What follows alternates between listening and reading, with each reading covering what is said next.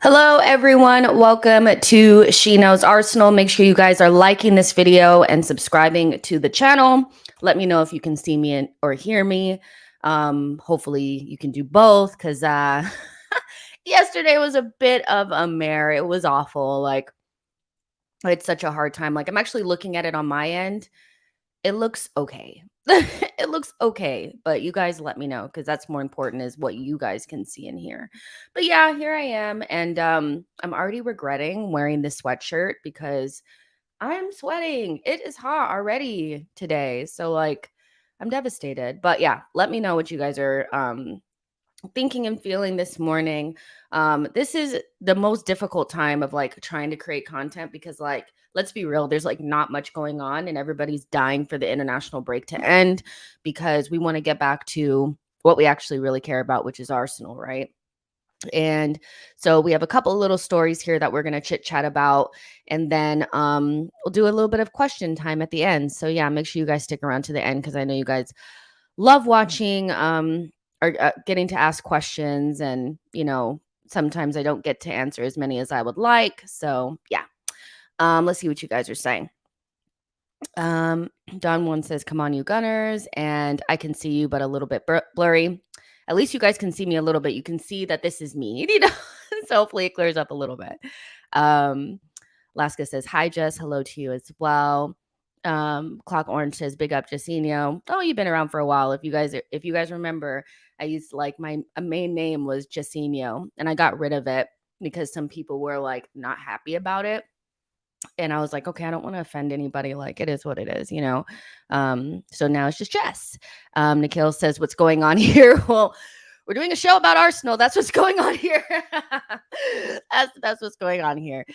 Damien says, "Can't believe that this shameless Cedric Suarez is still at Arsenal. We should boo him." Not so sure about the booing, but we're also going to talk about Arsenal's Champions League roster, what implications having certain people involved and not involved will have. Blaze says, "Hi, Jess. How you doing? I watch Arsenal play. I always miss Arsenal playing during the international break, but then as soon as I'm sitting in front of my TV watching Arsenal play at Goodison Park, I'm like, take me back to the international break. I am shitting bricks about this game, and I shouldn't be.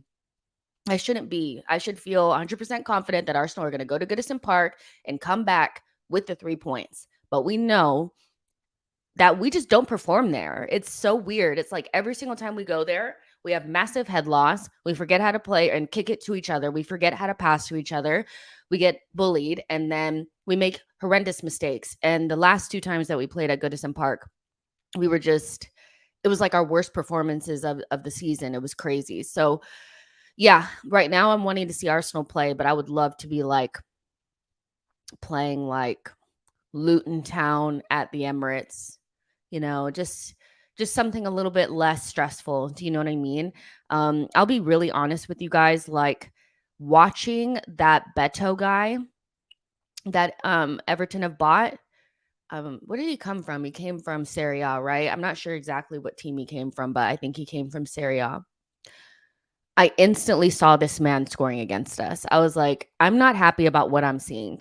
You know, all they do is they want to get, you know, set plays, throw-ins, things like that, so that they can hoof it into the box. And this big guy just gets on the end of everything. And then you have guys like Decore and Onana and Keane and Tarkovsky, and these guys just in there to crash the box. And I'm just like, we are the one team that they're probably like, we are going to eat because we are so bad at defending set pieces right now.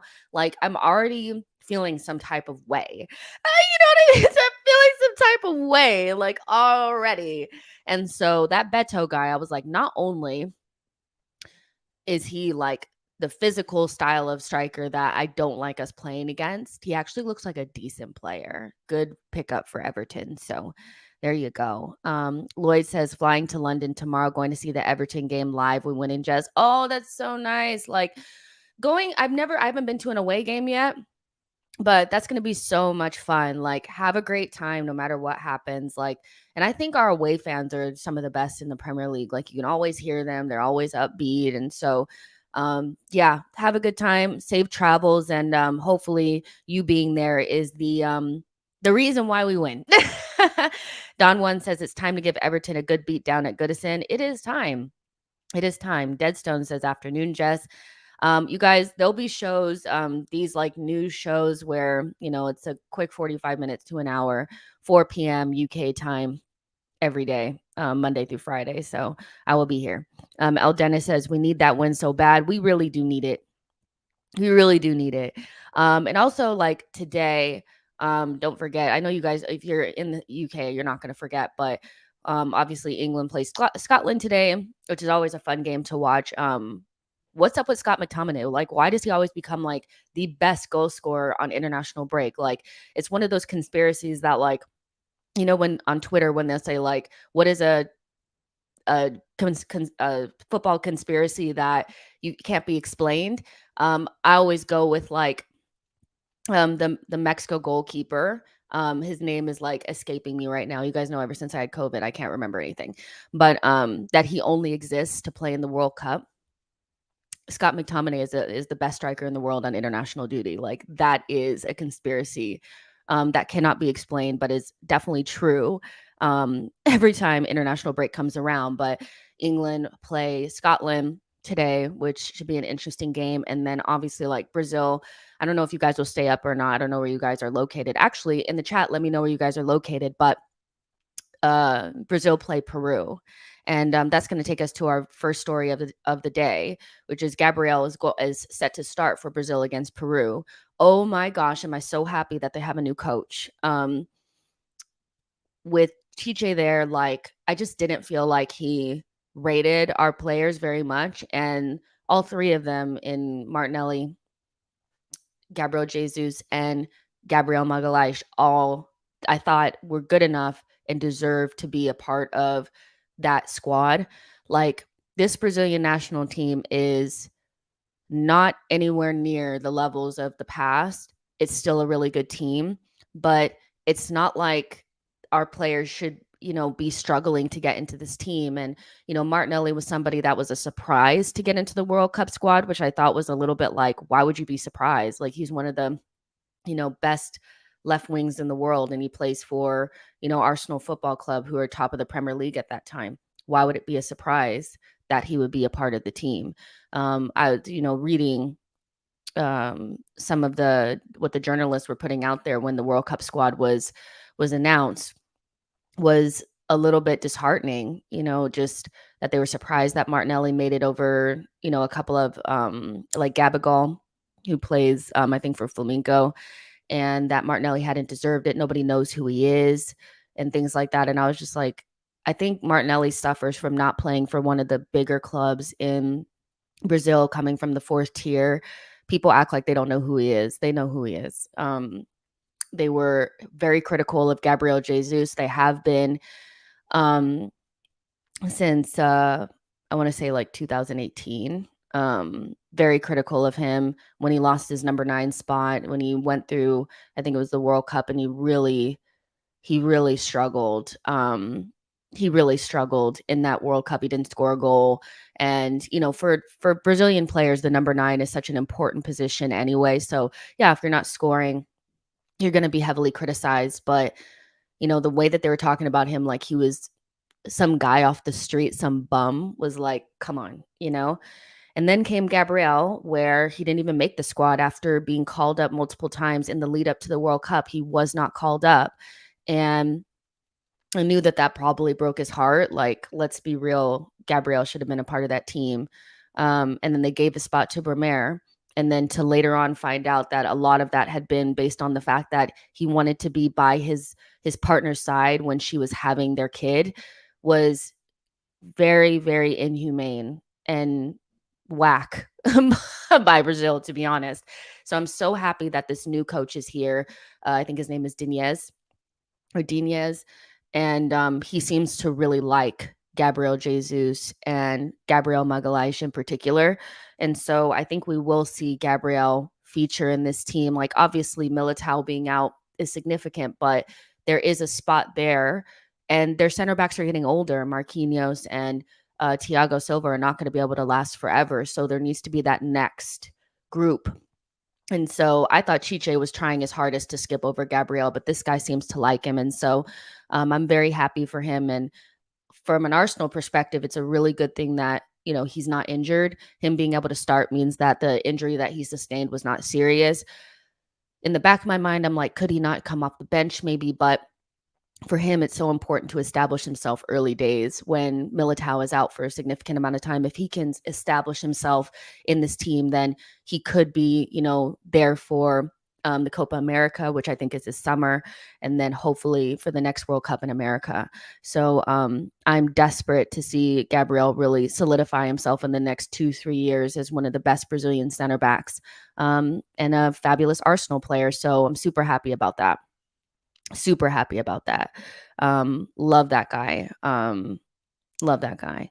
Lloyd says, if you look at the Brazilian team, most of them play for unknown teams at home, with the rest from like European teams. Yeah. And I just feel like I get that Arsenal have been poor for a long time. And there was a period of time where we had like 3 or 4 players going off to international duty. And, so it's going to take time to build up that reputation. But they should be able to see through the reputation of a team and see who should be in that team or not. And I was very disappointed that they felt like they could overlook Gabriel. It was like it made no sense to me, but I get what you're saying about how they kind of look at the teams, like big European teams and then unknown Brazilian, not unknown, but like some of them play for Brazilian teams that maybe you haven't really heard of. I get that. Charlie says, same thing happened when Southgate leaves England. Ben White will get a call up. I can't wait. I'm kind of happy that in this period, because of the lack of defensive cover that we have, that Ben White is not in Southgate's plans. But moving forward, like Ben White being overlooked I want to know what happened in the World Cup. That's actually what I want to know. I think he got into it with an assistant coach and they sent him away. I want to know what happened, but I would love for White to eventually get the credit that he deserves. Like, the guy is so good, and I don't know why people are pretending like he's not. It's the weirdest thing that people pretend he's not good. People pretend Ben White and Martinelli and Gabriel are trash, and it's just makes no sense to me. Deadstone says Martinelli and Gabriel are top quality players, taking my Arsenal hat off. Yeah, I think if you're objective, you can see that the players are great. I'm not saying that they're the best in the world or anything like that, but they're more than good enough to play for their national teams. Charlie says Martinelli is the best left wing in the Premier League. He walks into every team on that left wing.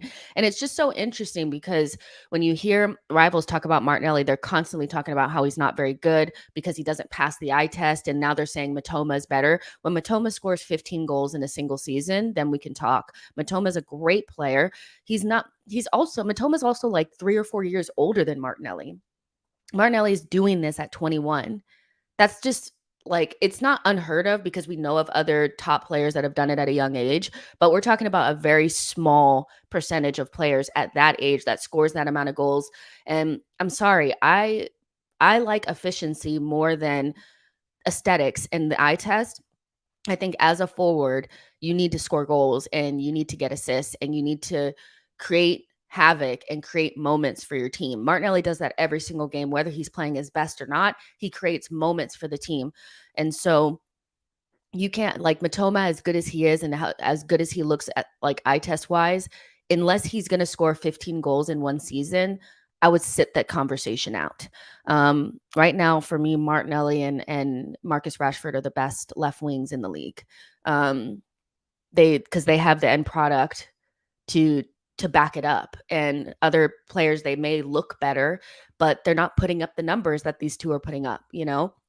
And that includes Jack Grealish as well. Like, he gets away with everything. Boy says Martinelli has locked out the left wing at Arsenal. To lock out the left wing at any top club nowadays is impressive. End of story. Deadstone says Ben is quality, very underrated by fans. He just does his business quiet and doesn't care about taking attention. Aston says Matoma's 26, and I think Martinelli is like 22. So again, like, he's much older. And he's not better than Martinelli. You know? So, like, what are we saying? Like, what are we talking about? But just going back to, Gabriel, I'm really happy for him. I think he deserves this. And he's a leader at Arsenal. I think he's the perfect yin to Saliba's yang at the moment. Like, they're a best center back pairing for a reason. They just go together really well. And if Gabriel can go more games at a time without making a big mistake like we've seen him make, he could easily be considered one of the best, left-sided center backs in the world. There's not much keeping him from being that. He's a great defender. He's good in space. He has so much about him that's just, you don't see many left-sided center backs with those qualities. Like, he's so good. And the one thing is, like, when over the summer when they were talking about potentially him being sold, the only reason you'd sell Gabriel is if you can get somebody like Gavardiol, or, I mean, there's very few in that category left-sided center backs that have the potential to be better than Gabriel or better than him right now. And so it was always a small possibility that he would be sold, because there's no reason to sell him and then bring in somebody that's not better than him or doesn't have the capabilities to be better than him. He's 6'3", 6'4", athletic, good 1v1 defender, fast, strong, and he's improved so much on the ball. Is he, Saliba's level on the ball? No, but you don't need that all the time, So I love Gabriel. I do. And he's getting the captain's armband every once in a while, which I think that shows that Arteta really rates him, and that's important. Harry Richardson says, what I love about Gabriel is he is one of the few in this team that will give his all perfect caption, in my opinion. He's just, you need to have players in the team like that. Like, we have really good technical players that are good on the ball, and, but sometimes you do need a passion merchant, and he gives that. I love that. Mikey says, I love Gabby's intensity. He's always in the zone. He always gives 110% too, which I love. Charlie says, only defender better than Gabriel in that left center back slot is Ruben Diaz. And those are the margins that we're talking about when people are like, oh, well, Gabriel, we should upgrade on him. I'm like, if we were to upgrade on him, we're talking about world-class left-sided center backs. Like, there's not very many. And if we, like, in order to bring that player to the club, you'd have to be taking them from a team that, like, they just don't exist. Like, they're not there. Like, they're not chilling at Ajax. They're not chilling at Bayer Leverkusen, like, where you could just pick them up. They're probably at another team that we're competing against, and we'd have to pay an arm and a leg to get them. And so I think it's better to invest in Gabriel and get him to as good as he can possibly be, and invest time and energy into Kivior. So yeah. But I love Gabriel, and I'm so happy for him, and just don't get injured, man. There's 250 of you guys in here, which is great. Make sure you guys like this video and subscribe to the channel. So let's talk about the opposite end of the pitch, which is, Arsenal looking at a number 9. Arsenal have been linked with, a couple of center forwards, Ivan Toney being the most recent one. I think that a lot of Arsenal fans, I think, would be happy to see Ivan Toney at Arsenal. It feels like a good fit. Every single fan base is clamoring for Evan Ferguson, 18-year-old that plays for Brighton, that before the international break got a hat trick, which, I mean, he's a fantastic player. Everybody's going to be in the line to get this kid. And then, people are always talking about Osimhen and somebody like that. I think he's kind of out of our reach, if I'm honest with you. And then you have a name that is ever linked to us, and that is Dusan Vlahovic. and he has been linked again to Arsenal. It won't go away. And one thing that I will say about players that we've been linked to in the past kind of tend to end up at the club. Arsenal wanted Kai Havertz way back when, and now he's at the club. Arsenal wanted Zinchenko. He ended up going to Man City. He's at the club now. Arsenal wanted Odegaard. He had a trial at the club. He ended up at Real Madrid. Then he ended up at the club. So I just want to put that out there, that players that tend to go somewhere else, even though we've been linked to them in the past, tend to make their way to Arsenal at some point. Now, there are links to Dusan Vlahovic again, and he is said to be Arteta's favorite option for that position. Arsenal could return to Dusan Vlahovic. The Gunners are looking for a center forward for the winter transfer market winter transfer window, with the Serbian being one of Mikel Arteta's favorite targets since his time at Fiorentina. At the beginning of 2022, however, Arsenal had some result problems, and Vlahovic preferred Juventus. So one of the main reasons why Vlahovic didn't want to come to Arsenal is because he didn't feel like we were competing. And at that time, we were competing for top 4, not for the title. And I'm sure that after last season, he was probably looking at that and saying, damn, I may have made a mistake. And the Premier League, in a club that had failed to qualify for the Champions League for some time. However, last season, Arsenal came close to winning the title, beaten only by Manchester City, who obviously won the treble. We all know that. We lived through the nightmare. We have the T-shirt.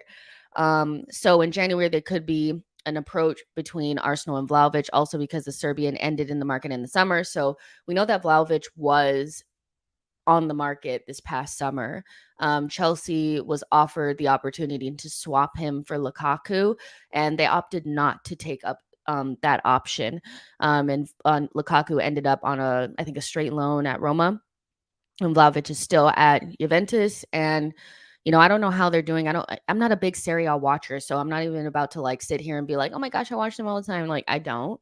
But from all accounts, it feels like maybe he's doing a little bit better from what people are saying, but he has struggled since being at Juventus, which is interesting because it was kind of nice watching him struggle after, the whole his agent didn't answer the phone. Oh, he didn't want anything to do with Arsenal. It's kind of funny.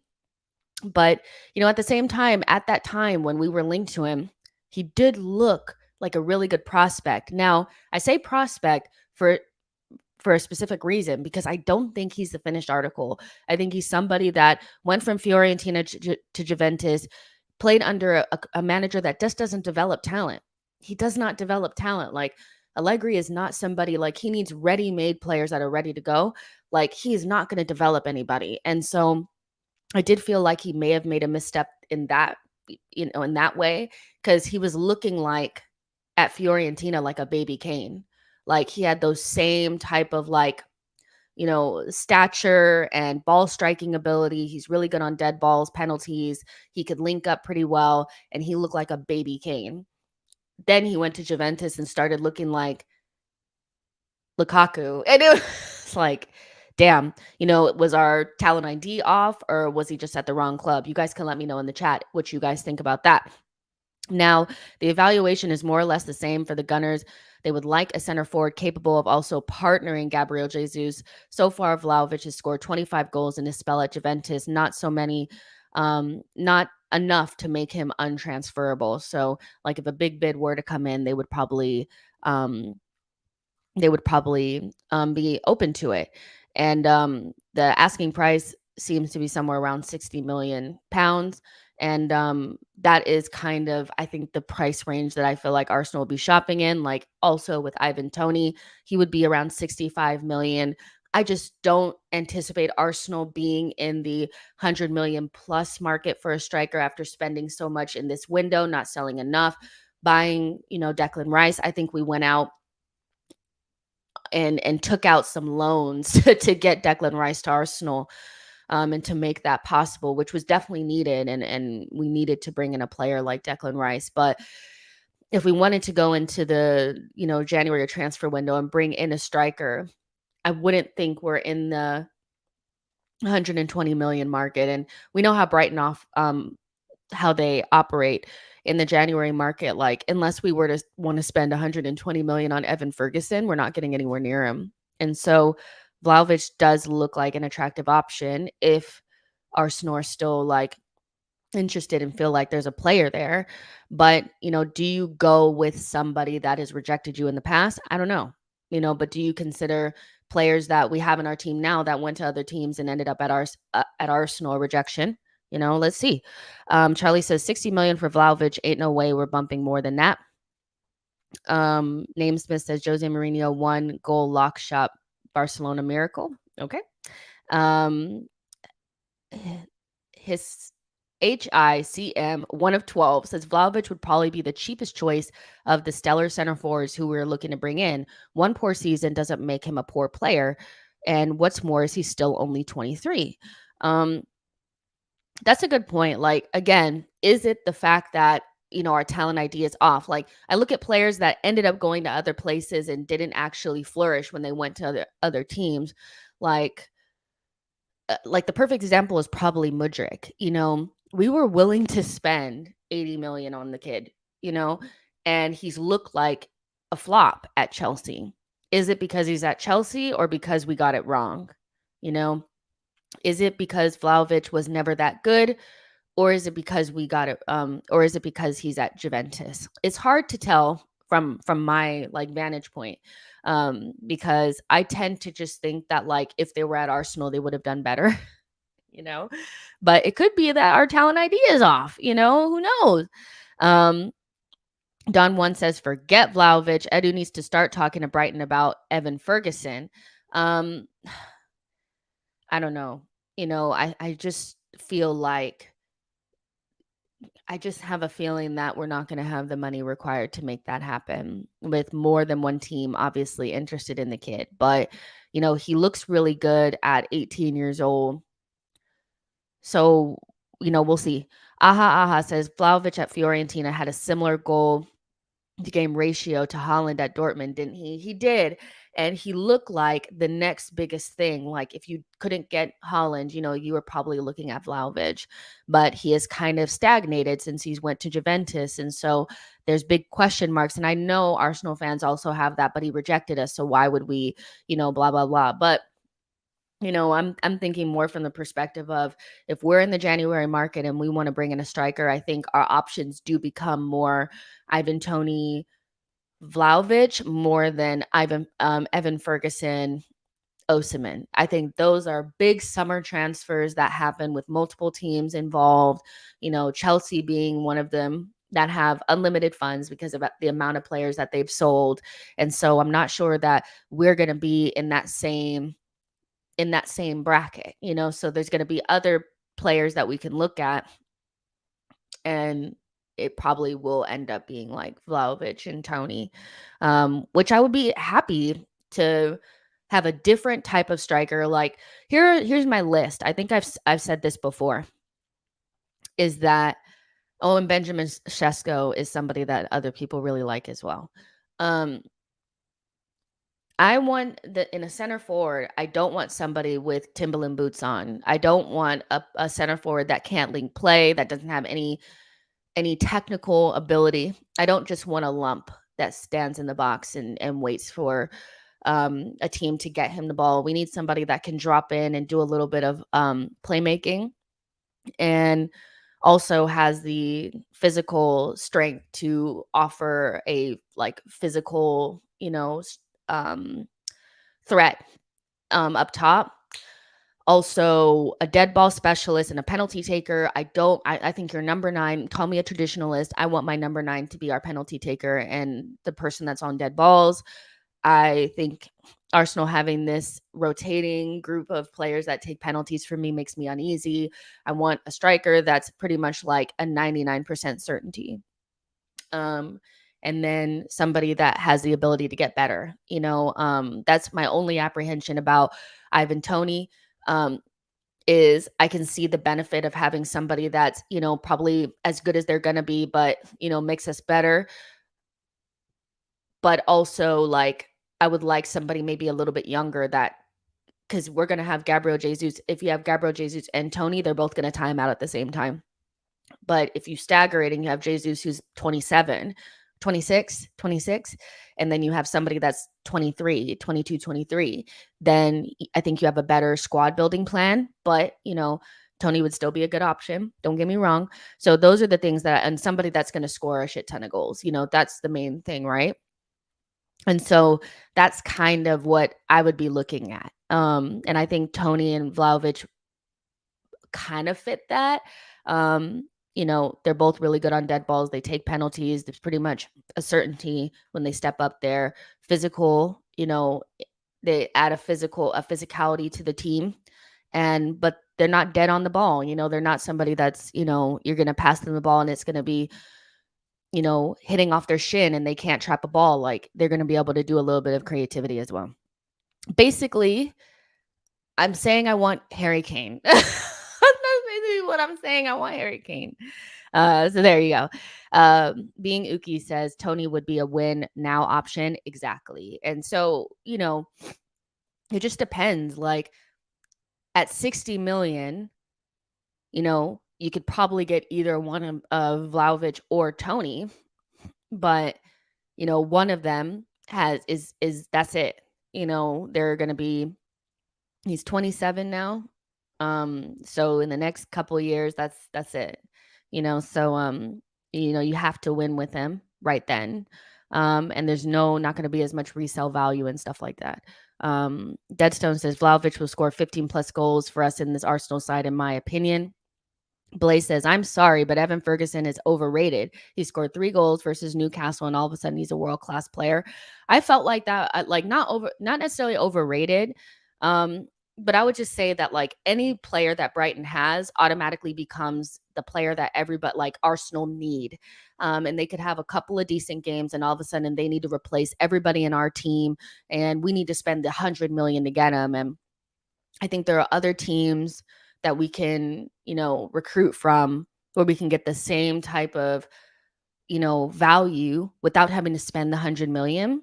And, Evan Ferguson is just another Caicedo. He's another Matoma, where it's like, you have to have him. You have to have him. Brighton is that girl, the it girl, like, that everybody wants. And everybody's willing to spend top dollar to have that girl. But I'm looking at Brentford, I'm looking at Ajax, I'm looking at Monaco, I'm looking at them and I'm like, what can I do with this girl? Okay, because they have great recruitment as well. They have players that you can look at and bring in that would improve your team without having to spend 100 fucking million. I'm having a very hard time connecting with the idea that Brighton is the only team that the top teams should be shopping from. I think it's getting a little ridiculous, if I'm being honest. Ian McKenna says Ferguson is the next Shearer. If you don't get him, we will. Well, who do you support then? Let me know. Bayi says, I think more about the next 3 seasons and get Tony. Think more about the next 3 seasons and get Tony to win the Premier League. I think Tony would be a good fit.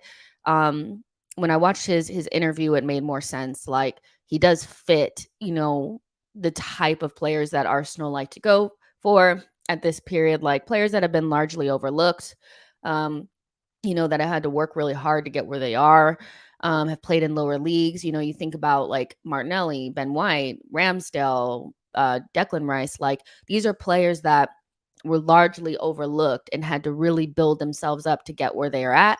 Nothing was really handed to them at all. And mostly Premier League proven as well. So he fits that part of Arsenal. The only thing is his age. I like the idea of the age, but because we already have Gabriel Jesus, having 2 strikers that kind of will age out at the same time makes me a little uneasy. So yeah, Martin says Saka sub and replacements for El Neni and Cedric are higher priority. Jabez says Evan Ferguson is a top prospect, but spending 100 million is outrageous. That's the thing. It's like, he's going to go for 120 plus this next summer. And so I'm just not convinced that you have to have this guy, or it's finished, that we can't get somebody else and have a similar effect. I'm just not convinced. but I get why everybody is like desperate for him because he's at Brighton. It's more that than anything else, to be honest with you guys. I think anything that Brighton touches at this point becomes the player that you just have to have. You don't get them, you're finished. So yeah, Ian McKenna saying they're asking over 130 million. Exactly. Like it's not going to be 100 million. It's going to be a lot. And I just don't know if that's the vibes. James says, let's focus on football and let Edu think about during the winter window. Well, that's no fun. If we don't talk about it, then what's the point? I think that's the thing. It's like some people really don't like talking about transfers because they don't feel like it's a fan's place and we should just let the club do what they do. But that's not fun, so we're just going to continue to talk about it. Samuel says, if we get another forward, does that mean the end of Eddie? It should. As good as Eddie is playing, I just think there's a ceiling. And, at some point, Arsenal need to level up.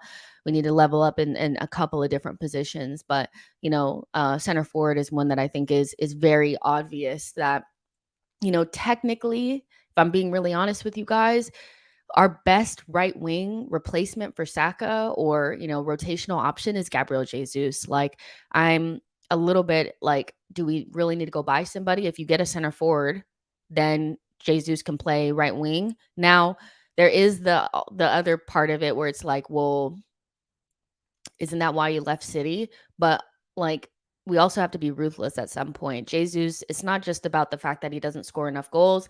It's the fact that like his injuries may end up being a problem at a certain point. So we need to future proof the club and make sure that we're still bringing in players. And, Arsenal is a competitive environment. Just because you left City because you weren't getting playing time doesn't mean Arsenal is going to offer you a starting position without any sort of competition for it. And I would love to see Gabriel Jesus, deputize on that right-hand side every once in a while because I just think he'd cook there.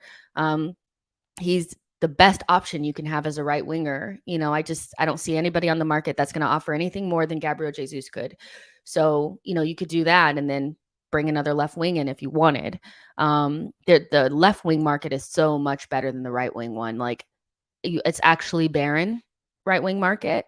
And that's why Saka was so important to get on a new deal because everybody is going to need a right wing. Like think about City. They needed a right wing. Had we had not gotten him on a new contract, they would have been knocking on our door. Liverpool, they're going to sell Salah soon, probably this coming summer. So they would have been knocking on our door. So it's so important. And Saka in this market is worth 150 million at least because you're not going to find anybody of his quality on the market. It's supply and demand at this point.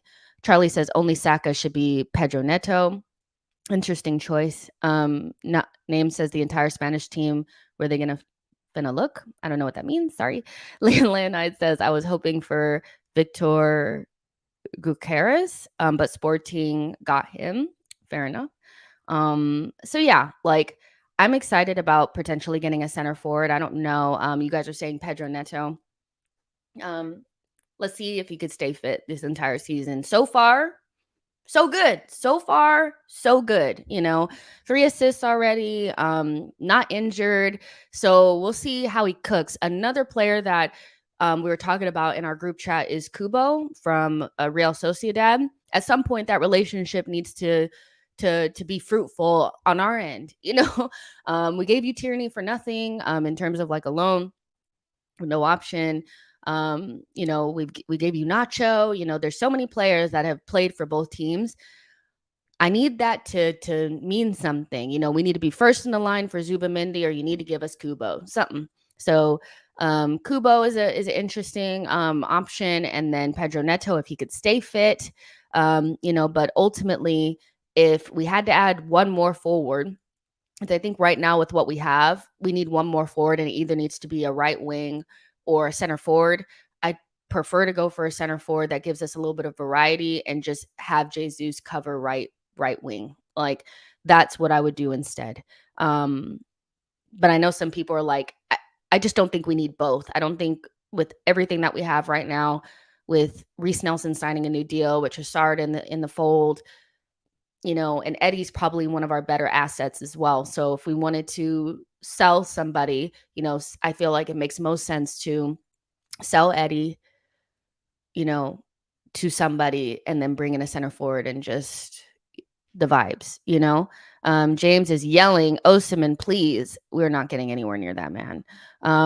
Ivy says Zubamendi and Rice won't be a bad combo for our midfield in the future.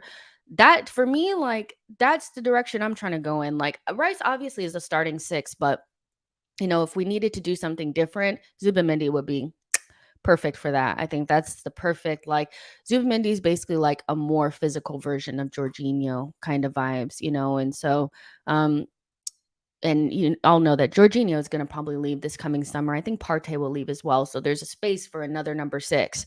And I don't necessarily feel like Patino is a number six, by the way. I think he's an eight. He's in left eight. He's too creative, I think, to play so deep in midfield. So I would love to see maybe Zubamendi come in.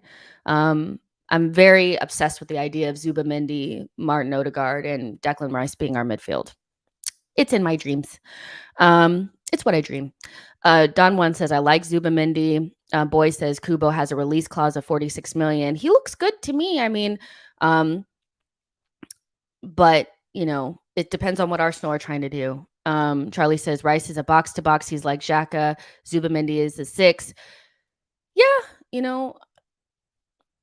Zubamendi, Martin Odegaard, and Rice is a top midfield. It's the vibes, so that's what I would go for. There's 360 of you guys in here, which is so cool. Make sure you guys are liking the video and subscribing to the channel. And again, Vlahovic for me would be a decent option. I'm not like, I could imagine Arteta still thinking about that player because he wanted him. Like, he wanted Vlahovic. And so, yeah, we got rejected and all that kind of stuff. But, there's a reason why he went for Vlahovic and there's a reason why he went for Mudryk. I think those profiles are something that we're missing. We ended up going in different directions because we couldn't get our number one targets in those positions. And Jesus is a player that we needed. I don't think you just want to have a Vlahovic type striker. You want somebody else too that you can rely upon that does the things that Gabriel Jesus does is so important in the team. But, I can imagine Arteta not giving up the idea of having a Kane-like striker in Arsenal's team. And also a very direct and very fast winger as well. Because even though Martinelli is super fast, Mudryk is completely different. And I think he fucked up by not coming to Arsenal. I'll be so honest. Like, I think he's rattled and his brain is fried now from going to Chelsea and it being like this. Like, I think Arsenal would have known how raw Mudryk was and eased him in a little bit more. Chelsea put him right there out there and said, perform. And he's like, I don't know what I'm doing. So but don't be surprised if at some point Mudryk ends up at Arsenal. So Diallo says, Jess, I'm still looking at Rafinha. There's a lot to work with in that baller. But see, that is like the only right winger that we put in an actual bid for. That is the level in which, I think Arsenal would be willing to go bring in a right wing. I don't think they just want to bring in anybody. If it's not going to be somebody that could really push Saka, there's no point in bringing that person in. And the only two players that we've ever seen really interested in bringing in that position is Rafinha and kind of Pedro Neto. Like, the level has to be high, otherwise Arsenal won't do it. And so some of the names that people throw out, I'm like, no, that stinks. And I think we should be very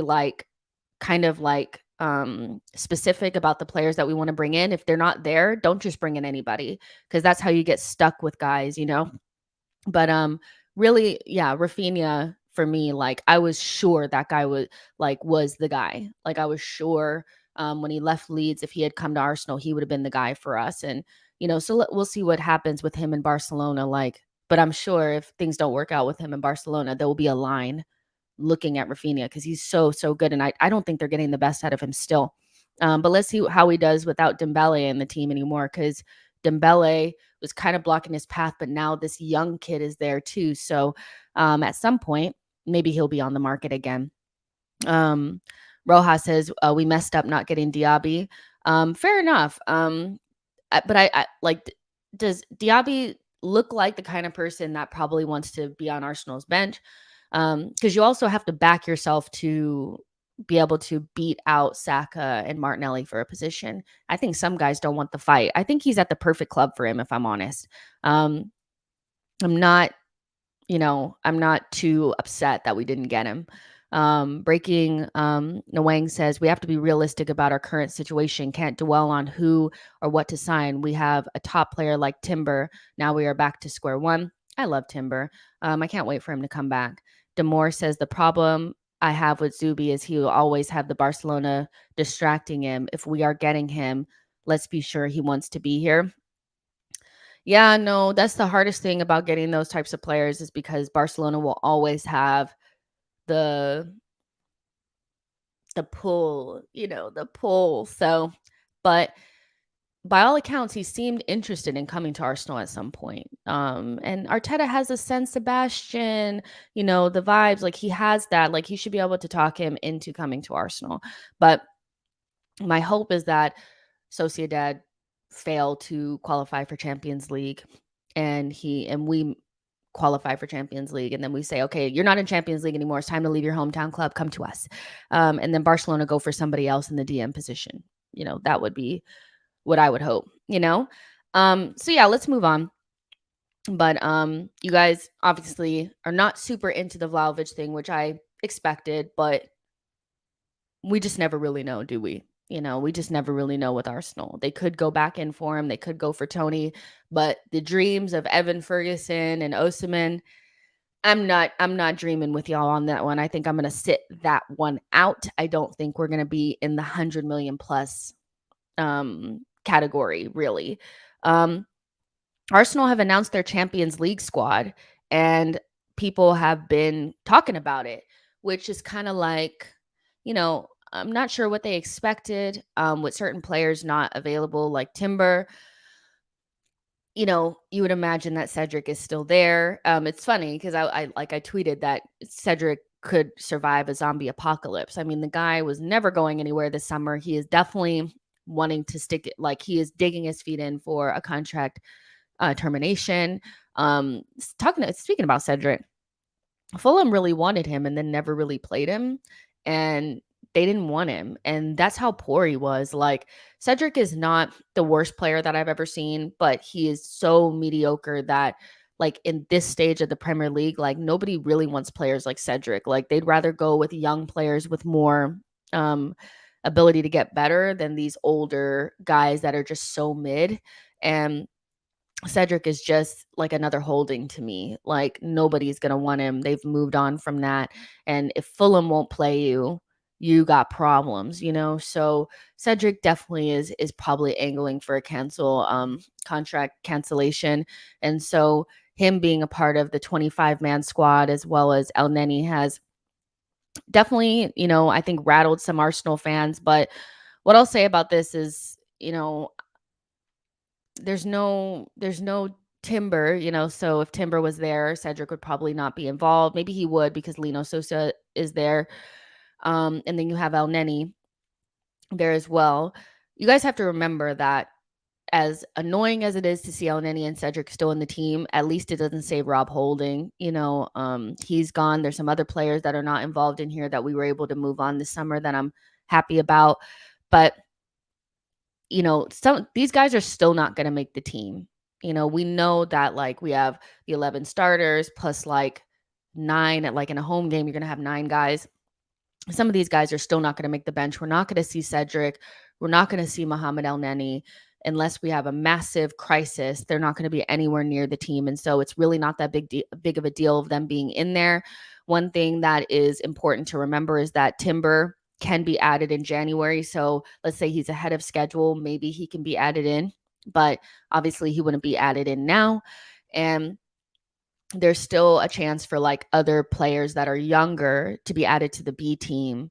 Like people were trying to see like why is Lino Sousa in there and not Rule Walters? I think it's more of the age thing and then being added into the B team. Then like Arteta doesn't like Rule Walters. Like I don't think it has anything to do with that. And so for me, this ended up not being a very big deal. But of course, Arsenal fans have to be like worried and stressed out about things all the time. And like Elneny and Cedric will not see the light of day. Like, they won't even be involved in squads, like, or game day squads. They're just in there because there's nobody else. And, you could say, well, why don't you add the kids in there? I think even like in preseason, people were saying like, why are like Cedric getting minutes? Why is this person getting minutes? Like, why don't we have like Lewis Skelly and Nweri and these guys in? Because they're just not ready. I think the idea that those kids are just like ready to step into a Champions League squad, and you have to think if the worst thing happened, if they play, you know, I still feel like there's a little bit of a gap there in terms of like, are they actually ready to potentially be called on in those positions where, as bad as Cedric and Elneny are, they're probably just about a better choice right now if push came to shove. Now, next season, that could change. Like, I do believe that Miles Lewis Skelly, Ethan Nweri, Rule Walters, Patino, these guys, they need to be integrated or given very, very good loans. And when I mean very good loans, I mean Premier League loans. Loan them out to, Brentford or, whatever fucking club you can. But at this point, adding Miles Lewis Skelly and Nweri, 16-year-olds to a Champions League roster, and then at some point, if for some reason they have to, like, that's a lot. But I don't think Elneny or, Cedric will see the light of day. And we're also paying their wages. So, they're still Arsenal like players. They're still Arsenal like, employees. And so them being added to this roster really doesn't bother me that much because we know we won't see them. But I do feel like people overreact. I really do. I feel like people want something to be upset by. And for me, this just isn't it.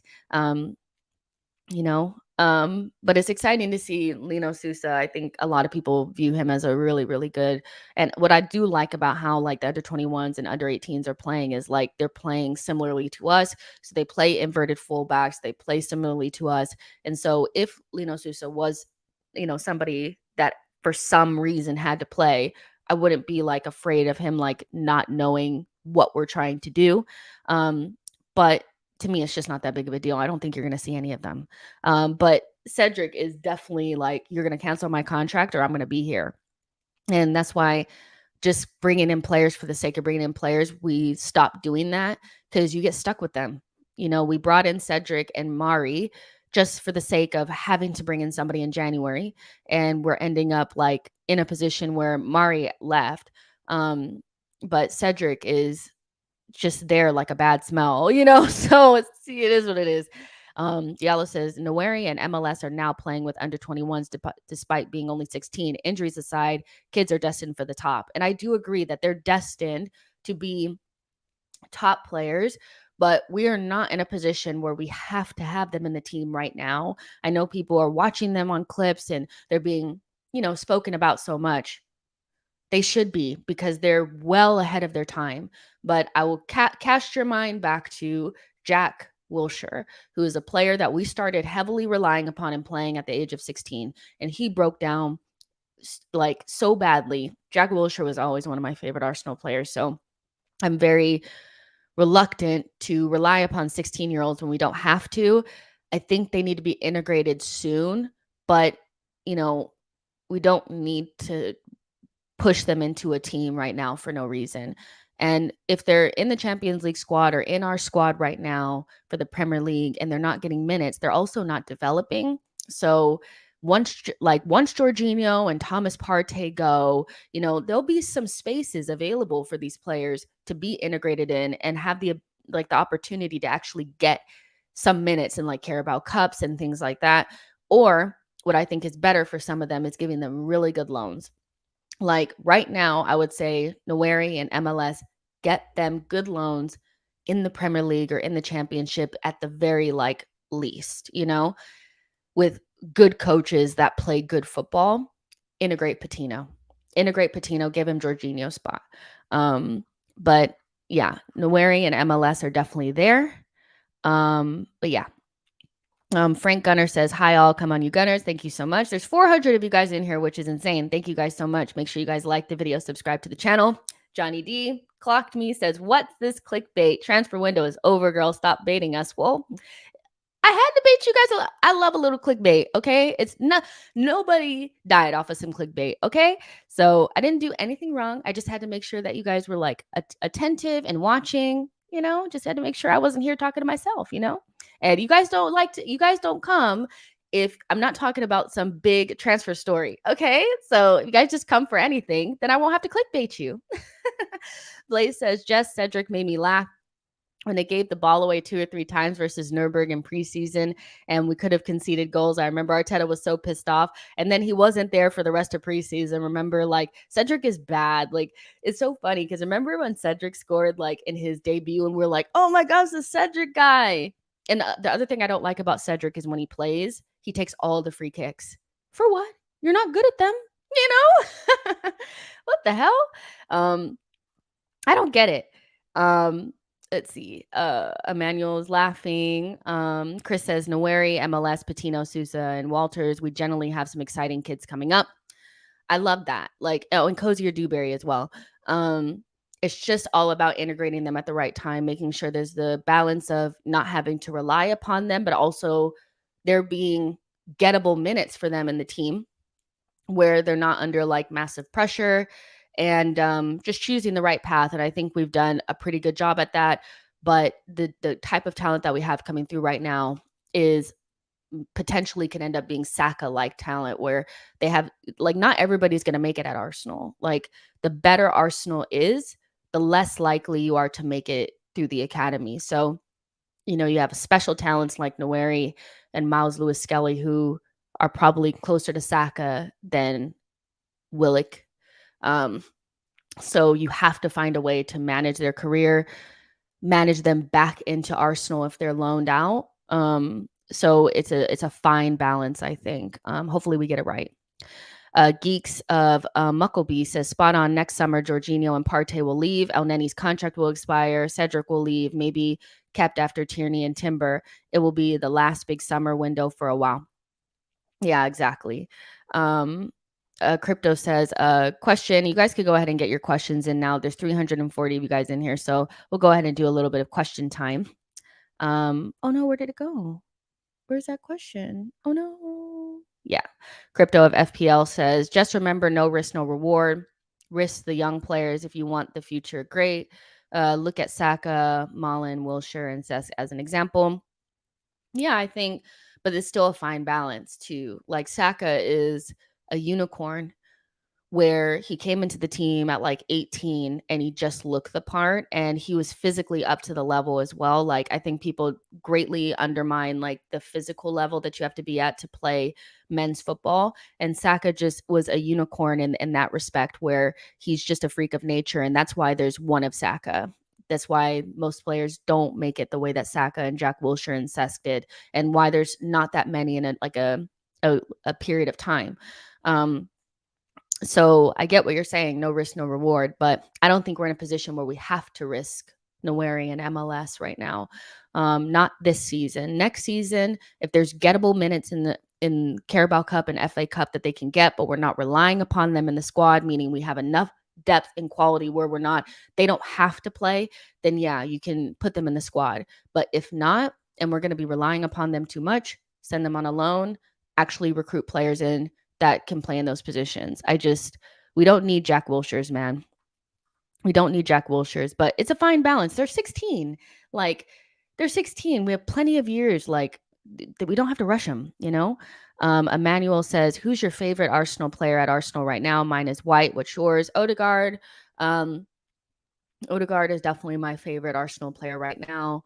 But anytime people ask who's your favorite Arsenal player, it's really hard because I could name 10, 11, 12, 13 players. I actually love everybody on the team right now, except for Cedric. But it's Odegaard. I just love everything about him. I love the way he plays. I love his story, going to Real Madrid, not doing well there, being largely just cast to the side, going to Real Sociedad, looking the part, coming to Arsenal after that initial loan, becoming captain.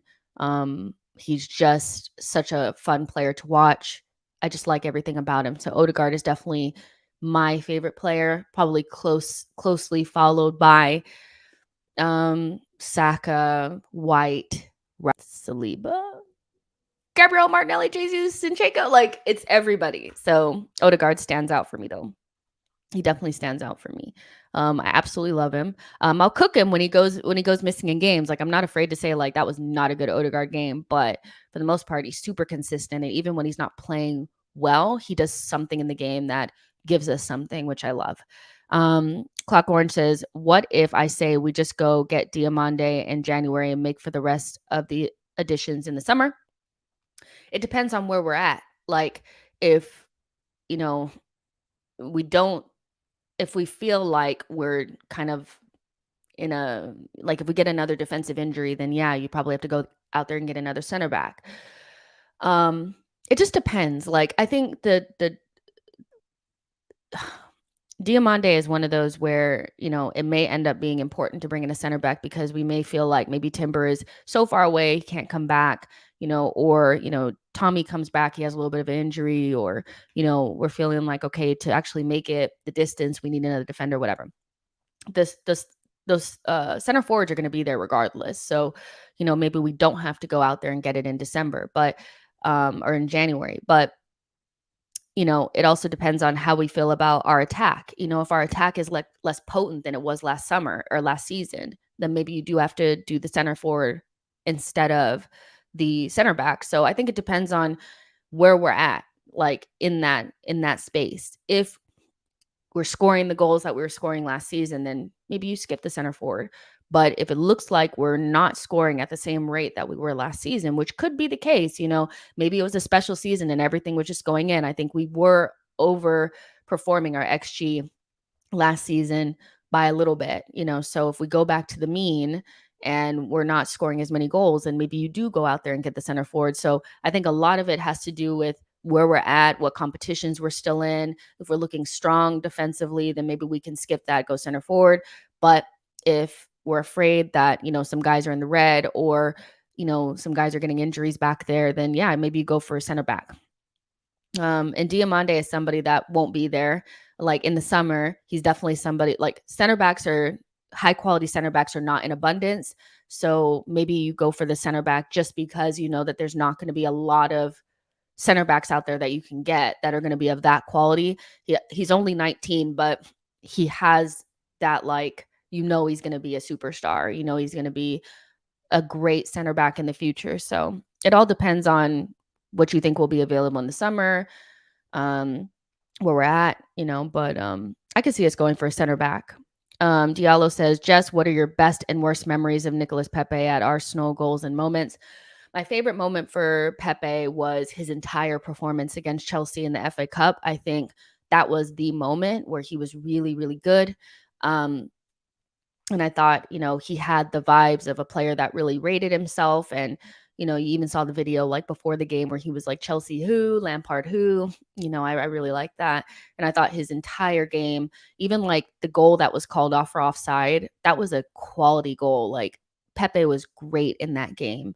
The whole game was his best moment for Arsenal for me. And his worst moment was, I want to say, against Olympiacos, when we got knocked out of the Europa League.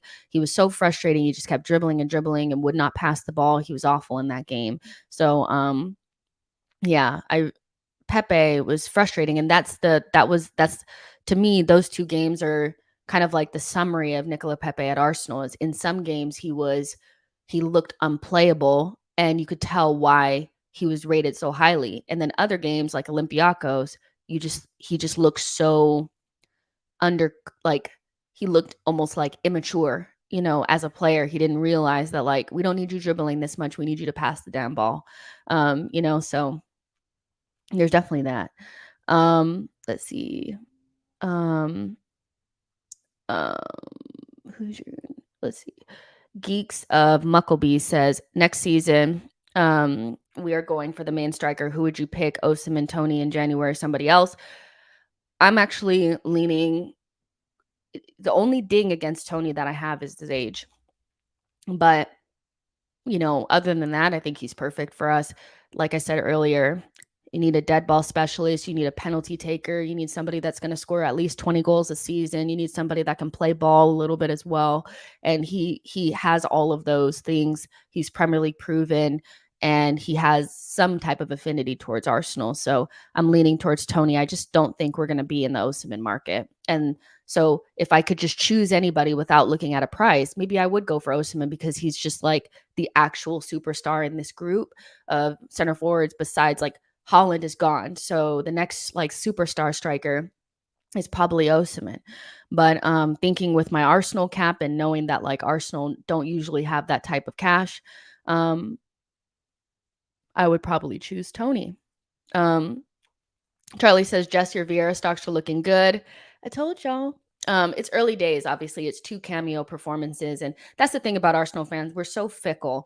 One moment, we're devastated because Vieira's coming on the pitch. I mean, the groans that were coming out of the stadium when Vieira was being, subbed on against Fulham.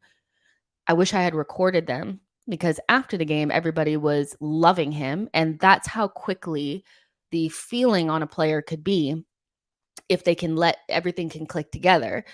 But we're so fickle that it's like people that wanted Vieira sold in the summer are now Vieira's biggest fans and are like, get Vieira in the team over Kai Havertz, right? But you guys know there's too much evidence on the internet of me saying that Vieira will come good. I was like, I'm gonna stick beside him.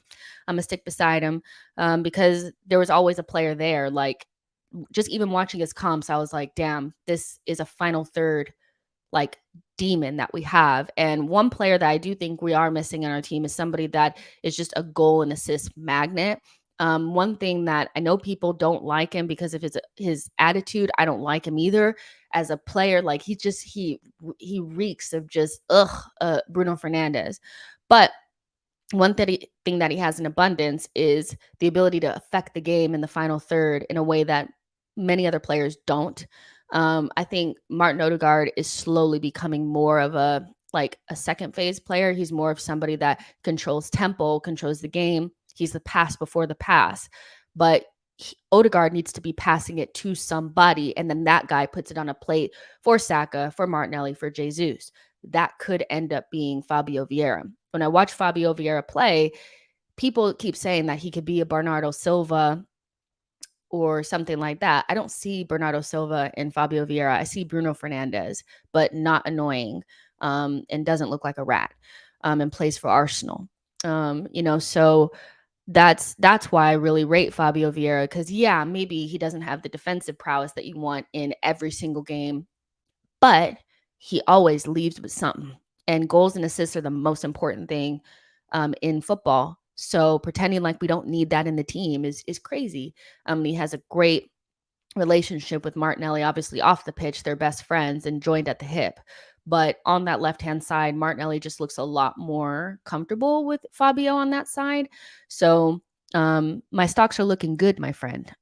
If you guys want to join the Fabio Vieira fan club, you guys can reach out to me. You can email me. I'll send you an application. We'll only accept about 5 people at a time. Spots are limited, but I am accepting applications at this time. Let's see. Diallo says Odegaard is my man as well, followed by Jesus. Love Jesus. Like any player, it's like I love them. Like, I just like being in a place where I love the players, Blaze says, do you think Trossard and Raya will play more games in the Champions League than Premier League this season? Yes. Trossard, another one I love. He's just the type of player that I really like, because he reminds me of Santi, and Santi was my favorite player, one of my favorite players. And he wears the number 19, and that was my number. So there you go. But Trossard is grown, so he is going to ask questions about why he's not playing minutes or not getting as many minutes as he probably deserves. I know he wasn't good against Fulham. He has to just own that, like he wasn't great. But he is a player that I think will do well for us in Champions League. He's going to need to get minutes. Like, we can't play all of our players into the ground all the time. And I think he just adds something a little bit different, So I do think he'll get more minutes. I also think Raya will get more minutes. The one player that I'm not sure about is Emile Smith-Rowe. I don't know where the minutes are going to come for him. If he does not play against Brentford in the Carabao Cup, I will start worrying a little bit more. if he can't be trusted in the Carabao Cup, then what are we doing? But Trossard is a player that I think is going to Trossard, Fabio Vieira, and Raya. I think we'll see a lot in the Champions League. I think they'll get quite a bit of minutes, and I think their game actually suits games against European teams maybe a little bit better too as well. Not necessarily Raya in particular, but Trossard and Fabio Vieira. They're flair players. They're a little bit more creative. If they have a little bit more space, I think they'll be even more dangerous. So, yeah, I think Trossard will get more minutes once it starts. Samuel says, "What do you think of Lee Gunner type fans?" I think we have bad fans on both sides. I think we have the overly negative ones that are just using it to build their platform because negativity is powerful, and then you have people that are overly positive that will tell you that you're seeing things that you're not. That will tell you that if you say that Arsenal bottled the league, which we did, or you're toxic, like we have bad fans on both sides, but the truth is always somewhere in the middle. And but it pays to be polarized. So pay equals polarized. You have to be polarized to make the most money. And if I turn this channel into a constant negative Arsenal channel, I would be making hella bank. Okay. So I think both sides of our fan base can be a little bit annoying. That's just the truth. We have bad fans on both sides. Tell the truth. Don't lie. Reagan says, any updates on Vlahovic links to Arsenal? Like I was saying earlier, is that there are fresh links saying that Arsenal will potentially go back in for Vlahovic. There's actually links saying that we will go in for Vlahovic in the January market. The asking price is around 60 million pounds. And Arsenal have never, or Arteta in particular, has never stopped liking Vlahovic. And, so that's a link to really watch out for. Which, you guys you can let me know in the chat what you think about it. But, I'm not 100% against a player just because they didn't want to come to us the first time. It's just a matter of, are they the right player for us? And, is he poor at Juventus because we got it wrong? Or is he poor at Juventus because he went to the wrong club? That's really the question, Name Smith says in Champions League, he has to express himself more. Good for Gabriel. In Champions League, I do think some of our players will enjoy a lot more. I think like when we played against Barcelona at SoFi Stadium, what I noticed is that because Barcelona are not like a typical Premier League team and they want to play football as well, there was a lot more space. And so some of our players were better. Like Kai Havertz actually might be better in Champions League than in the Premier League because he'll have more time to think and do what he needs to do. Some of our players are just so good in the Premier League because their actions are very quick, assertive, effective, quick, like Martinelli, Jesus, Saka, Odegaard. These players are like Premier League players. Like they just, Rice, they don't need so much time and space. They're just so good. And then we have other players like Jorginho. He'd probably be really good for us in the Champions League because the game is slower. You have more time. You have more, a little bit less physicality. So yeah, I think Europe might be a place where some of our team players actually flourish a little bit more, and others will still be good. But it's up to Arteta to figure out who will be the best for what. Carlito L. Gunnar says, don't you think Vlahovic would be another Havertz? In what way? Havertz, I think the issue with him is that we've seen him in the Premier League at a rival and he hasn't done well for 3 years. Vlahovic was really good for Fiorentina and is probably in his second season at is his second or third season at it has to be his, because Jesus, this is Jesus' second season, so this is probably his second season, right? Or is this is his second full season at Juventus, right? And we've never seen him in the Premier League and we've never seen him at a rival. So I don't think the situations are similar at all. And I think the problem that we have with Havertz is he's very undefined around what type of player he is and where he would play best. He's not really a 9 and he's not really a midfielder. Vlahovic is a center forward, and we would know exactly how he would play for Arsenal. Like we could see it. It's obvious. So I think the situations are quite different.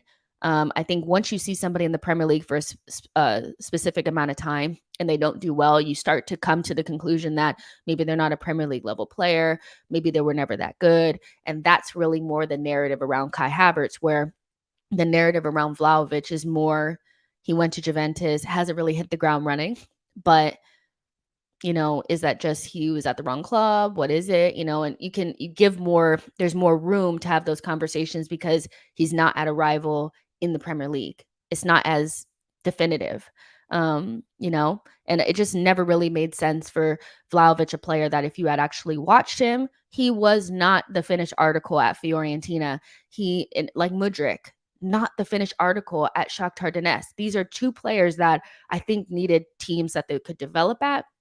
Ended up going to places where development is just not the game. And so I think they suffered a little bit more. Geek says, I think Vlahovic, like Mudryk, was badly advised by their agents after a load of money they went their way to enable the move. I kind of agree with that. James says, Vlahovic doesn't fit our style of play and formation. We would have to change up everything. In what way?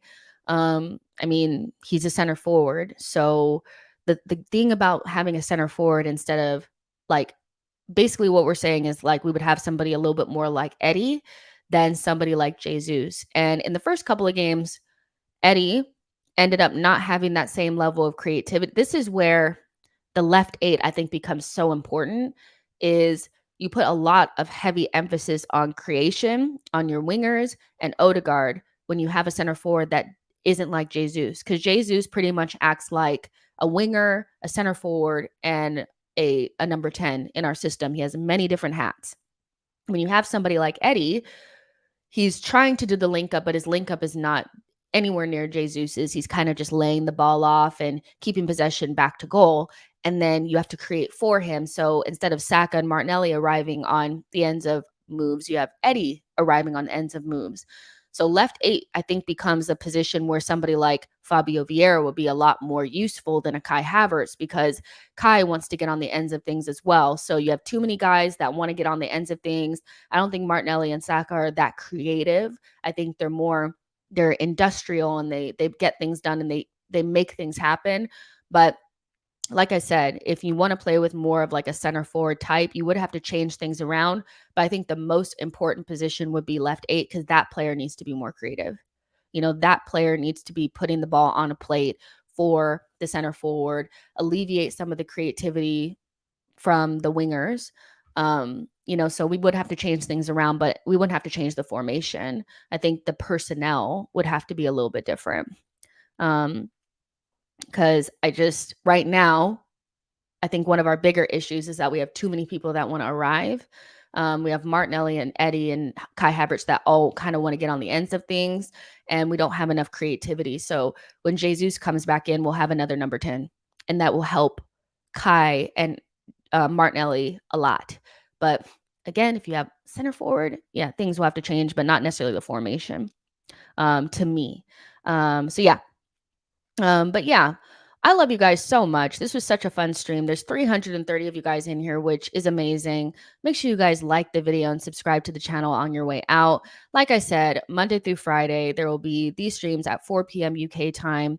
And by the end of the week, these will be on audio. These will be on Spotify and Apple and stuff. So if this is something that you can't necessarily watch live, you'll be able to listen to it and get your daily dose of a little bit of She Knows Arsenal, which is amazing. Make sure you guys are liking this video and subscribing the channel on your way out. I always enjoy talking to you guys. You guys are absolutely amazing. This community is this is exactly what I've always wanted the channel to be. Not an echo chamber. Everybody has their opinion. We kind of just sit down and chit chat and have like a relaxed conversation around Arsenal, which I love. And a lot of that is because of you guys. So love you guys to death. And I guess we'll talk a little bit tomorrow about what happened in the games for Brazil and England and stuff like that. And hopefully some news comes out, good news, and I won't have to clickbait you. I'll talk to you guys tomorrow.